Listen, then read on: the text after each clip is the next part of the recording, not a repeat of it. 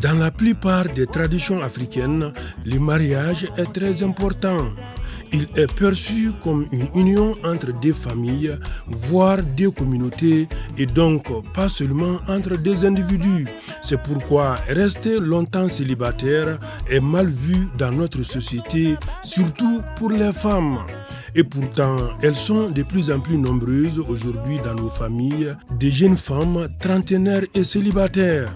Ces femmes ressentent le plus souvent une pression, un fardeau lourd à porter.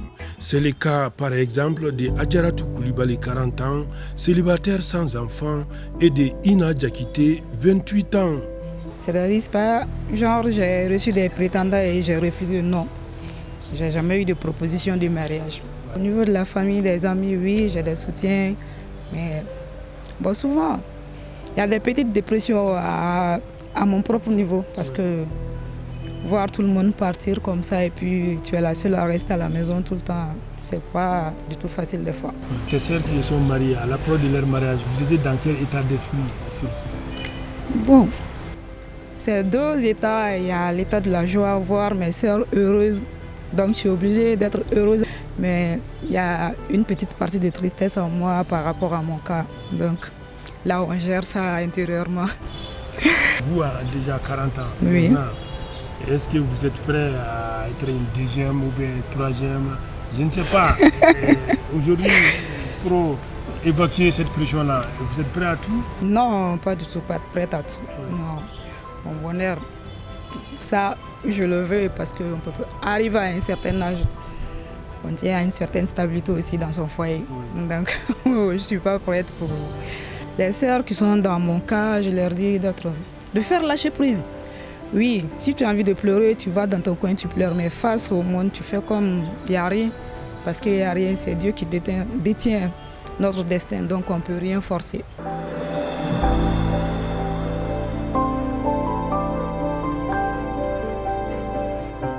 Dans mes calculs, normalement, à 25 ans, je devais me marier. Et à 30 ans, j'avais mes 3 enfants, la vie était belle. Comme on le dit, l'homme propose, Dieu dispose. Ça, c'était mes projets de vie en termes de mariage. Si tu m'avais dit que mes 28 ans me trouveront, que je ne suis pas dans un foyer, j'allais te dire, toi, c'est pas vrai ça. C'est pas du tout facile de vivre une jeune fille à 28 ans au Mali.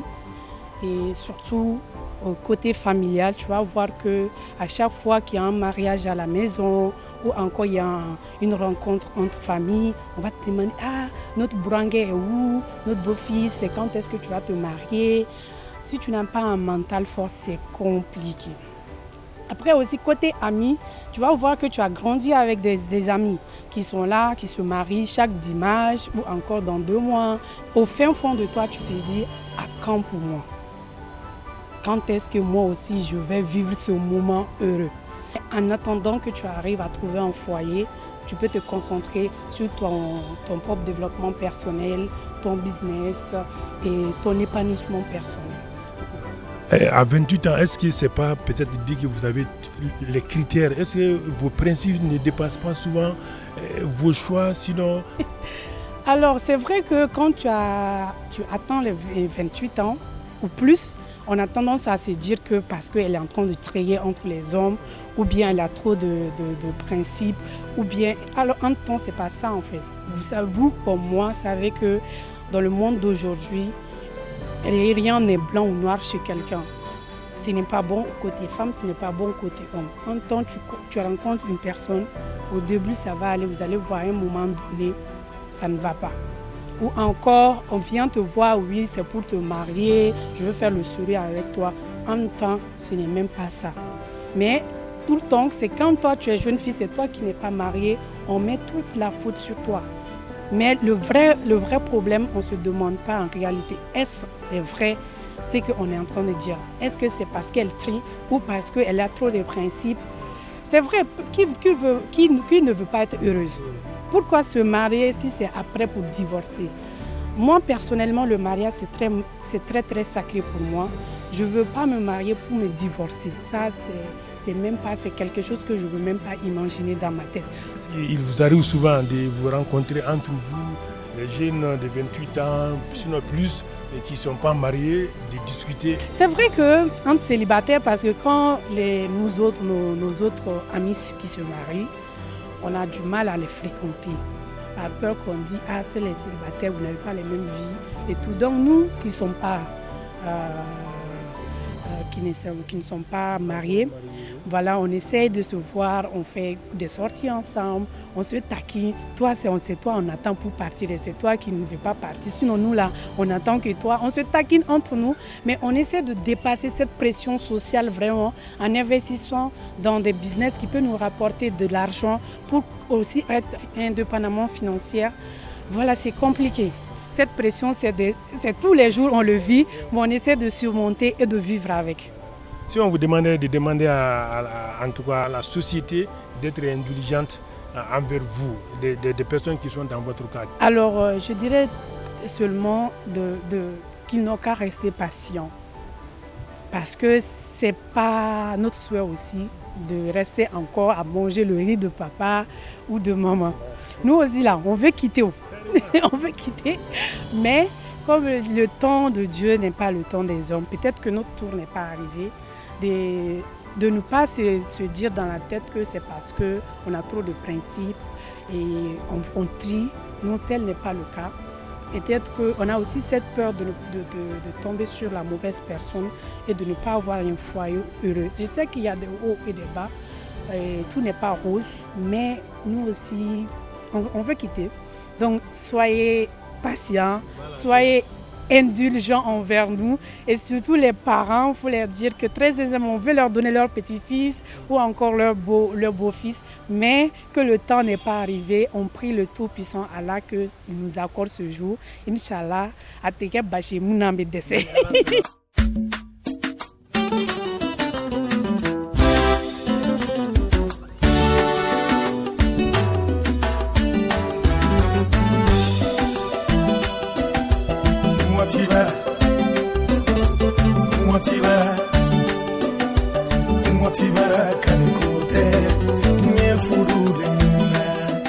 Pour Halima Touré, membre de l'Association malienne des droits de l'homme, cette pression sociale que vivent les femmes célibataires est un couteau à double tranchant. Ces femmes-là, ça les épuise mentalement et puis peut-être ça peut même les emmener à faire de mauvais choix, à se mettre dans un foyer où vraiment elles n'ont pas d'alchimie avec la personne. Mais sinon, certaines même peuvent partir en dépression parce que à chaque fois de lui dire pourquoi tu n'es pas marié, pourquoi et tu prends du temps, ou bien pourquoi. Et pourtant, c'est les hommes qui marient chez nous en Afrique.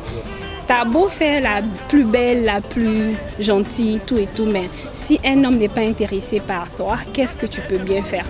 Ou bien si l'homme avec qui tu as de la causerie n'a pas envie de s'engager pour vraiment t'épouser, vraiment ça, tout ça, c'est le mariage, c'est pas les femmes qui partent dotées, quoi. Et c'est pas passé, il y a des femmes qui ont beaucoup de critères déjà préétablis. Bon, à la base, je pense que on doit avoir des critères pour tout, à la base. Oui. Maintenant, peut-être en parlant, il y a de l'alchimie, on va comprendre que vraiment telle personne est intéressante, il y a quelque chose à creuser. Mais sinon, à la base, tout le monde a un critère du genre, quand tu vois une personne, c'est quelque chose qui t'attire d'abord. Peut-être son physique, ou bien peut-être c'est sa manière de s'habiller, je ne sais pas. Ou bien, en tout cas, à la base, c'est la vue d'abord. Mais le mariage va au-delà de tout ça. Oui, le mariage va au-delà de tout ça. Aujourd'hui, actuellement, on voit qu'il y en a beaucoup de femmes. Soit elles sont célibataires après avoir fait un mariage, soit elles sont célibataires. J'ai rencontré des femmes 30 ans, 35 ans, même des femmes 40 ans qui ne sont pas encore mariées. À la matière, quel conseil vous avez à donner? D'abord à celles-là, ces femmes-là, mais surtout aussi à la société. Lorsqu'on atteint la trentaine, qu'on n'est pas marié, pas de folie. Et je pense qu'on ne meurt pas en prison parce qu'on n'est pas marié. Voilà. Donc une femme, il faut vraiment voir, c'est-à-dire il faut travailler sur son développement personnel et il faut avoir un travail. Il faut chercher à s'épanouir autrement. je ne peux pas dire que le mariage n'est pas une fin en soi, mais c'est un complément de tout ça. Le travail et chercher à avoir on appelle ça comment, une vie stable. Tout ça, dans le mariage, le mariage c'est le complément de tout ça. Mais il ne faudrait pas qu'elles se disent que vraiment tout est négatif ou bien tout est mauvais actuellement en ce moment lorsqu'elles atteignent la trentaine. Elles peuvent, si elles veulent se marier, qu'elles soient plus ouvertes peut-être, mais pas de baisser les critères aussi, parce que les critères, il faut que ça reste. Il faut que vraiment elles sachent aussi qu'elles aussi, elles doivent, les critères qu'elles demandent, il faut qu'elles aussi elles doivent être à la hauteur de ces critères aussi.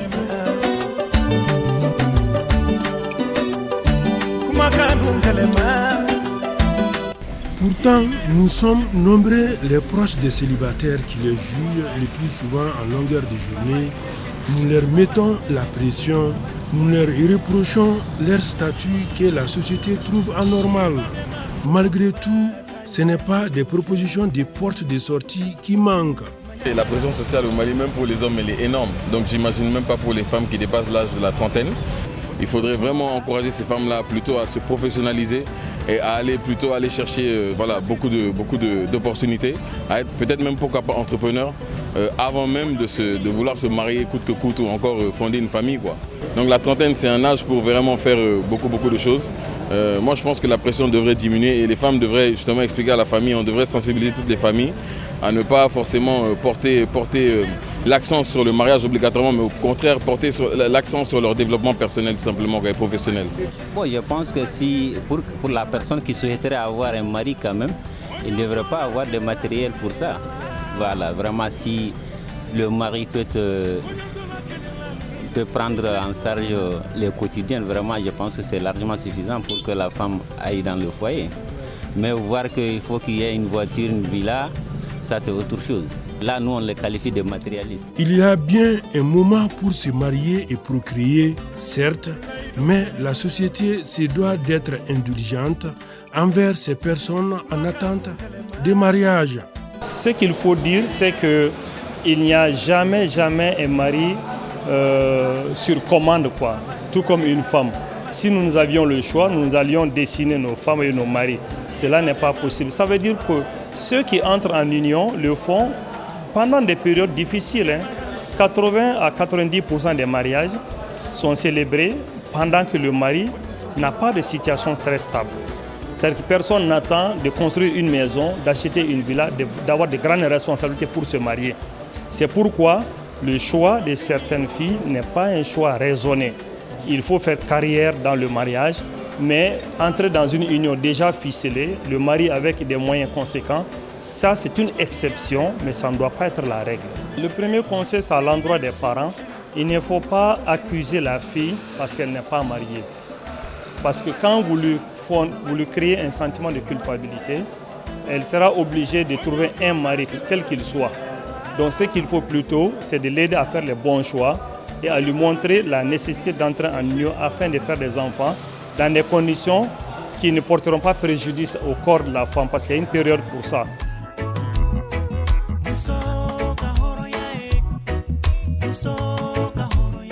La vie des couples est plus que nécessaire dans une société bien organisée.